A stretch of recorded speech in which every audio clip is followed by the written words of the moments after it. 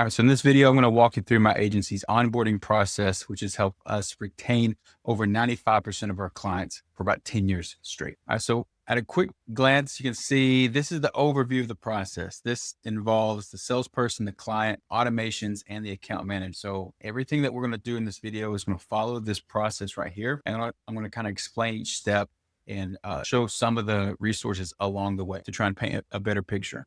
Once the sale is complete, the salesperson will do two things. Number one, they're going to move that opportunity that's in the CRM. They're going to move it over to the closed section. That's going to trigger an automation. And also they're going to manually go fill out a form in order to get more context over to the account manager. So the form that we fill out, it looks like this right here. We put the client's company name, the client's name, the email, who else should we CC? And we're going to go ahead and mark the services that are offered. Maybe we do this.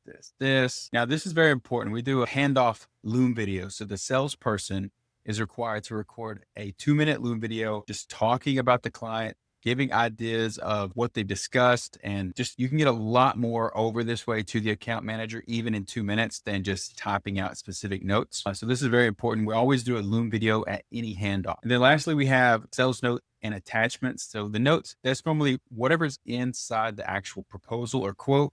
We'll just copy a lot of that and put it into the sales notes. This goes straight into the ClickUp description field. So it's easy to reference without watching the video, also without looking at the attachments. But also as the account manager picks up this with the Loom video and everything else, they can go ahead and add some more information to the description as well. And what we end up creating is a complete client record inside of ClickUp. Now, over inside of GHL, we have a couple of automation setups that handles some of the initial emails that go out. So the form is going to go ahead and notify the account manager. Okay, so we already know that. It's pretty simple. We have an automation that's also going to go create a new intake form. So we have a template one that we use. We put it in Google Docs. We've tried Sheets and we've tried all kinds of different things. Google Docs is by far the easiest, because we can send it straight to the client. They're used to filling out docs. They can just type in their stuff and it's good to go. Now, prior to sending this, we'll take out parts that aren't related to the client services. So this is the consolidated intake form. It has website, SEO, and a couple other things. So normally we'll run through here, try to pre-fill what we can and delete things that are irrelevant. What the automation is going to do is copy this document over to the client's new drive folder, and it's going to give us the link to that. Now on the GHL side, see, this is kind of all handled with the form, the ClickUp automation. Now this part is going to be through GHL. So the first thing we do is over here, we have a start onboarding flow. Basically, as soon as the CRM opportunity is moved over to close, this is going to trigger. It's going to send out an initial welcome email, basically just trying to get them to book. That's like the number one thing we want them to do is book the onboarding call. We do this before we send any type of resource to them, because that's just going to slow them down. We want them to book the call as soon as possible. And as you can see, this is kind of just a long process of waiting, seeing if they did it. Maybe we drop a voicemail, which we can see right here. How we drop a voicemail. We send SMS, we do follow-ups if they don't book. So we're just waiting to see if they book. And eventually we're going to manually reach out to schedule the onboarding if they don't do that. But we really want to just push them for the booking to happen. All right, so once they do book the call, we're going to notify the account manager of the booking. And a lot of this is going to happen inside of this right here. We have a new onboarding booked workflow. And basically what we want to do in this stage is now we send them all the stuff. So we can send them the initial booking email, then we send some reminders leading up to it. All of that is automated. Now there is a manual piece that we do, which is right here. So the account manager gets notified of the booking. Over in GHL, we've already set up the reminder, the confirmation, all that stuff's already working. So that's squared away. Now from here, the account manager needs to create an access link. So we use agency access, and basically they're going to come in here and create an access link to give to the client. The access link is basically a link that gets sent to the client where they can easily give us access to Google Analytics, their website, Facebook ads, whatever it is that we request. They can do a few clicks and then get that to us. So we want to do this before the onboarding call.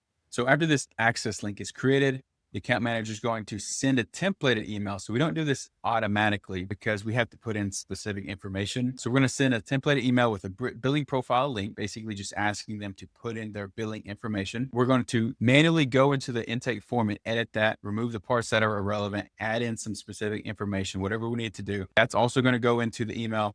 and we're going to give them the access link that we just created. So all of that goes into the email to the client. The goal is to get the client to do all of this before the onboarding call.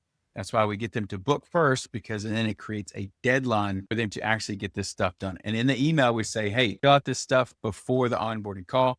Our onboarding calls are 90 minutes long, but if they can complete all of this or most of this prior to onboarding, then onboarding can go really fast.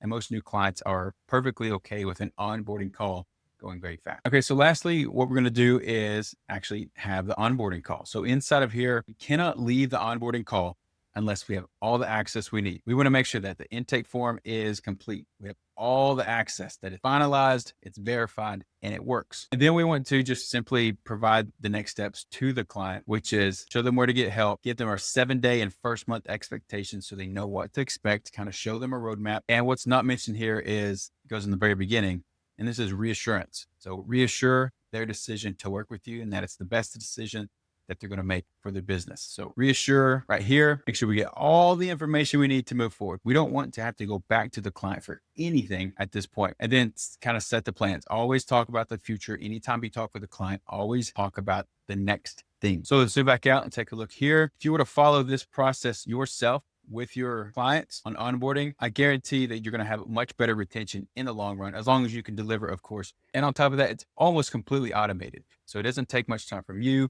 the salesperson, the client, or the account manager. It allows you to get all your ducks in a row and quickly move on to fulfillment for the client. All right, so I hope that was helpful. Check below for links. See you in the next one.